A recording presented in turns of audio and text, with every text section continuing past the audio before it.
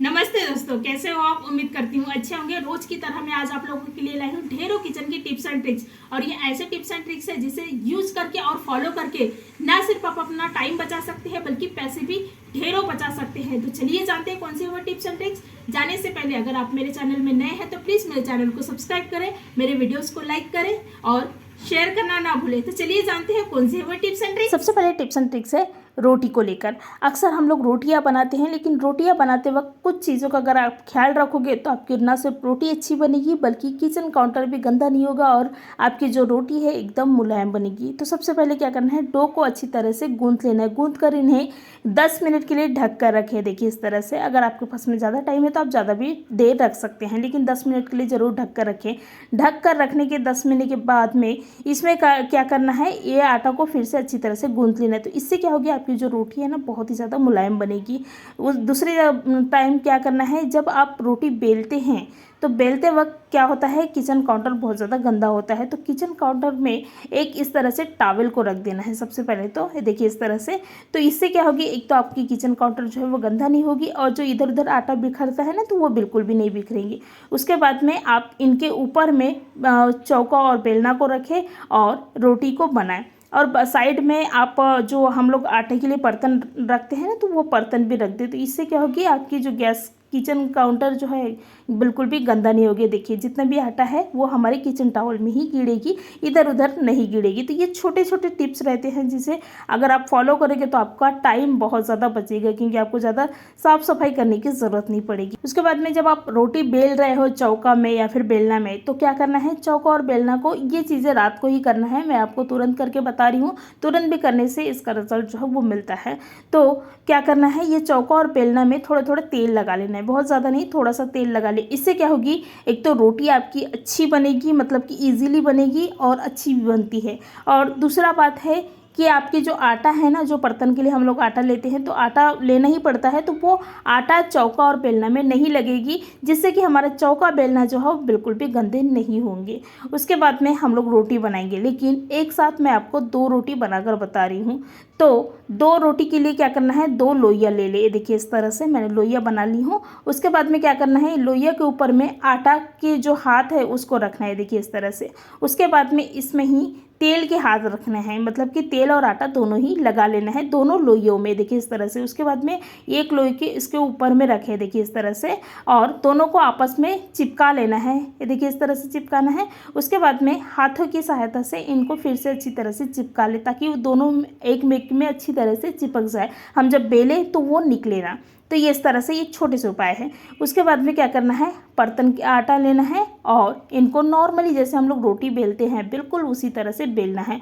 और हम इसमें तेल लगाए हैं ना, तो इससे क्या होता है, इजीली बेलना हो जाता है, मतलब कि चिपकता नहीं है। जो कभी कभी रहता है ना आटा रोटी बनाते वक्त चिपकता है, तो वो चिपकता नहीं है। उसके बाद में मेरी रोटी बेलकर हो गया। उसके बाद में तावा को मैंने पहले ही गर्म करने रख दी थी, तो तावा हमारी अच्छी तरह से गर्म हो गया। उसके बाद में ये रोटी हम लोग बनाए हैं, 2 रोटी बोल सकते हैं, तो ये रोटी को डालें और इन्हें अल्टा पलटा कर सेकना है। जैसे आप नॉर्मली रोटी को सेकते हैं बिल्कुल उसी तरह से सेकना है, बिल्कुल कुछ करने की ज़रूरत नहीं है। लेकिन याद रखिए आपकी रोटी जो है वो पूरी तरफ से अच्छी तरह से पकी हुई होना चाहिए, मतलब पकना चाहिए जैसे नॉर्मली हम लोग रोटी बनाते हैं वैसे। तो मेरी रोटी जो है अच्छी तरह से पक गया है। उसके बाद में मैं क्या करूँगी, इनको ना आप चाहे तो गैस में भी सेक सकते हैं, लेकिन गैस में सेकने से एक बहुत बड़ा नुकसान होता है कि गैस की समस्या बहुत ज़्यादा होती है इंसानों को।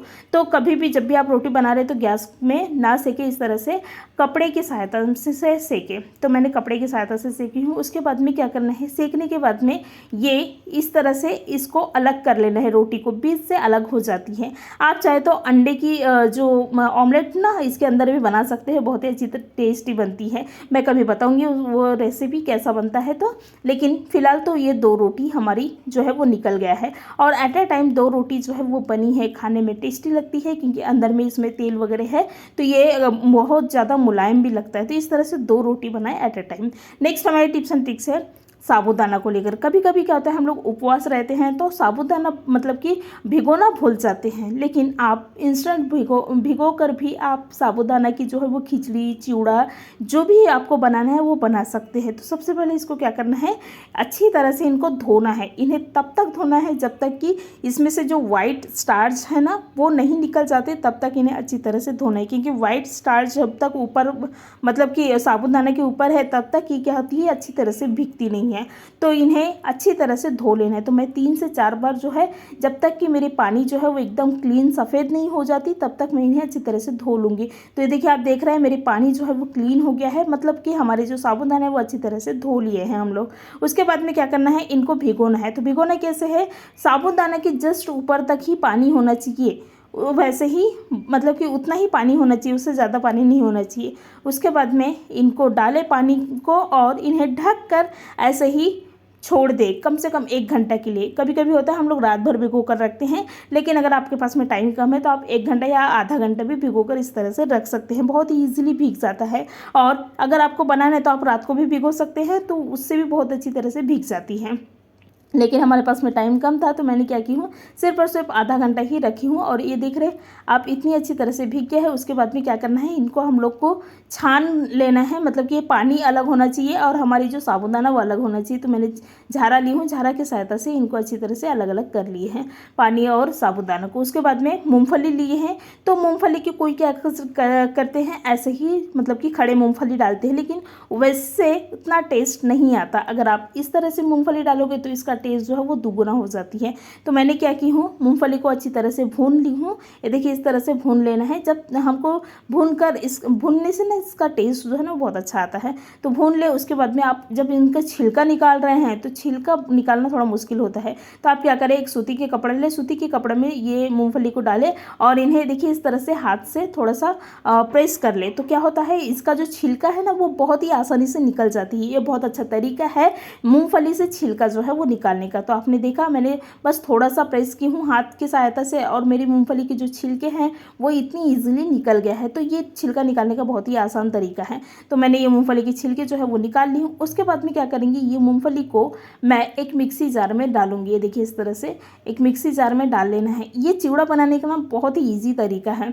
तो उसके बाद में इसी में हम लोग डाल दिए हैं करी पत्ता, ये सूखे करी पत्ते हैं और थोड़ा सा डाले हैं मिर्ची। आप चाहे तो हरी मिर्ची भी डाल सकते हैं, मैंने इस तरह से लाल मिर्च डाली हूँ। मैं नॉर्मल बना रही हूँ, आप उपवास के लिए बना रहे तो थोड़ा सा नमक और मिर्ची को क्या करें, हरी मिर्ची डालें और नमक सेंधा डालें। तो उसके बाद में इनको अच्छी तरह से पीस लेना है। तो ये देखिए पीस लिया है मैंने दरदरा। उसके बाद में गैस में तेल रखें गरम करने के लिए और तेल में थोड़ा सा जीरा डाल दें।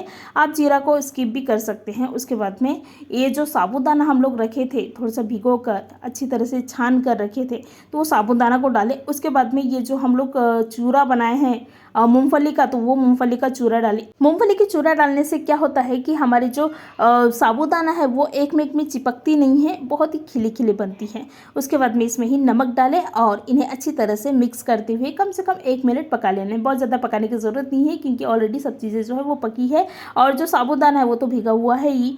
तो इसमें डालें और बस 1 मिनट पकाएं, गैस को बंद कर दें। और आप देख रहे हैं कितनी अच्छी तरह से खिले खिले साबूदाना जो है वो बने हैं। और ये बनाने में मुझे बहुत ज़्यादा टाइम नहीं लगा है, बस 1 मिनट लगे हैं, बस तेल को गर्म होते तक हो गया। और हमारी जो साबूदाना है कितनी अच्छी तरह से खिली खिली बनी है। तो ये छोटे छोटे तरीके हैं जो कि बहुत ही काम के हैं। उसके बाद में नेक्स्ट हमारी टिप्स एंड ट्रिक्स है, जब भी आप रोटी को रख रहे हैं तो रोटी के डिब्बे में क्या करें, एक इस तरह से अदरक के टुकड़ा रखें। इससे क्या होगी, आपकी जो रोटी है वो फ्रेश भी रहेंगे और कई दिनों तक ताज़ा भी रहेंगे। मतलब दिन तो नहीं रखते हम, लेकिन एक दिन आपके जो रोटी है वो बहुत ही फ्रेश और ताज़ा रहते हैं। और जो रोटी के डिब्बे से स्मेल आती है ना, तो वो भी नहीं आती अदरक को रखने से। तो ये छोटे से तरीके लेकिन बहुत ज़्यादा काम के हैं। नेक्स्ट हमारी टिप्स एंड ट्रिक्स है, ये आप मूंग देख रहे हैं, हरी मूंग बोलते हैं।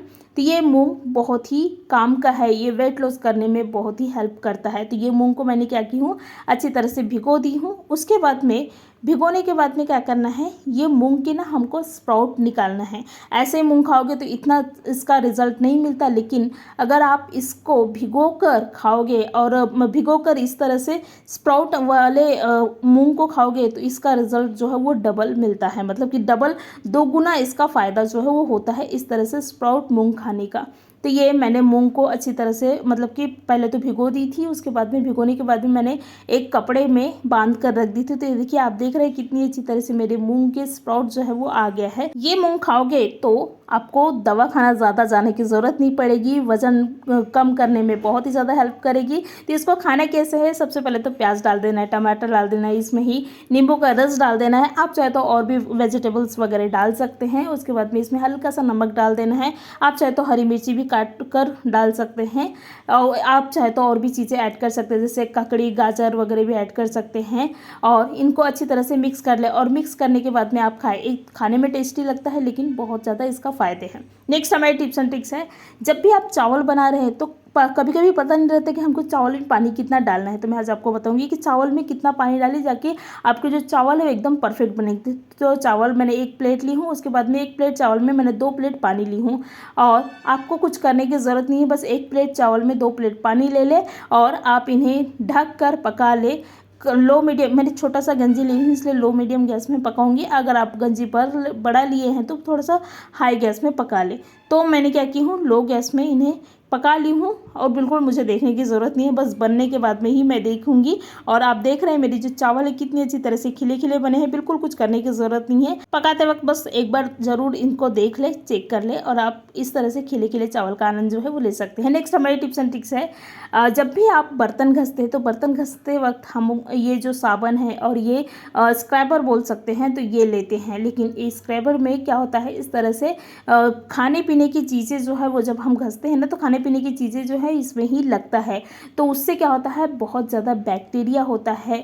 तो ये चीज़ें का हमेशा ख्याल रखें। जब भी हम लोग इसको घसते हैं, देखिए साफ़ करते हैं तो साफ़ करते वक्त बिल्कुल खाना इसमें फंस जाता है और उसी को हम लोग क्या करते हैं फिर से दूसरे दिन साफ़ करते हैं। तो इसमें बैक्टीरिया तो है ही, लेकिन इसको अगर आप बर्तन घसने के बाद में अच्छी तरह से धोगे, देखिए इस तरह से अच्छी तरह से साफ़ करना है, जैसे हम बर्तन को साफ़ करते हैं वैसे ही पूरे बर्तन घसने के बाद में इनको साफ़ कर ले। और साफ़ करके ये जो डब्बा है साबुन का डब्बा, उस साबुन के डब्बा में नहीं रखना है, इन्हें क्या करें सूखने के लिए रखें, मतलब ये सूखना चाहिए। देखिए इस तरह से उल्टा करके रख दे तो ये सूख जाता है। तो इससे क्या होती है, बैक्टीरिया होने की चांसेस जो है वो बहुत ही 90% कम हो जाता है, क्योंकि बैक्टीरिया नहीं रहते। और ये डब्बे में भी ना खाने पीने की चीज़ें जो है वो रहती, तो इनको भी थोड़ा सा साफ़ करते जाए, क्योंकि भाई बैक्टीरिया नहीं होना चाहिए, कीटाणु हमारे पेट में नहीं जाना चाहिए। और ये छोटी छोटी चीज़ों का ख्याल रखोगे तो बिल्कुल भी आपको बैक्टीरिया नहीं होगी। और ये हफ्ते में एक बार चेंज करते रहना है। धन्यवाद।